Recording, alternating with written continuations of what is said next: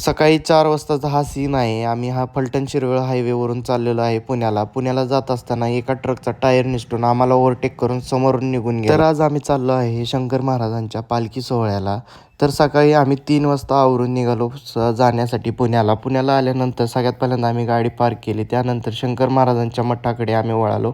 आत जाण्यासाठी पूर्ण लाईन लागली. खूप मोठी लाईन लागली होती. तब्बल आम्हाला 1 तास लागला दर्शन घेण्यासाठी. तर आम्हाला अशी घाई झाली होती कारण की आम्हाला वाटत होतं की 7 वाजता तर पालखी निघणार आहे. आपण पालखीपाशी पोहोचूच शकत नाही कारण की पालखी पुढे निघून येईल. त्यानंतर घाईघाईमध्ये आम्ही दर्शन घेतलं.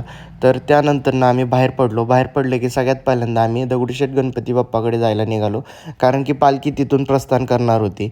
तर आम्ही टायमिंगवरती पोहोचलो. बरोबर आरती चालू होती त्यावेळेस आम्ही पोहोचलो. आरती झाल्यानंतरनं सगळ्यांनी दर्शन घेतले. दर्शन घेतल्यानंतर पालखी निघाली की आम्ही पुढे चालायला सुरुवात केली. त्यानंतर पटपट चालत आम्ही जरा थोडं पुढं आलो कारण की आम्हाला रिंगण बघायचं होतं. मी रिंगण कधीच बघितलं नव्हतं.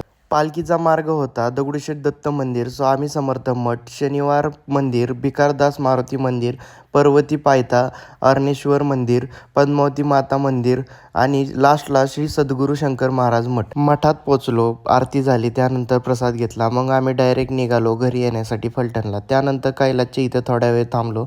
तिथे चहा नाश्ता केला. त्यानंतर आम्ही निघालो डायरेक्ट फलटणला येण्यासाठी.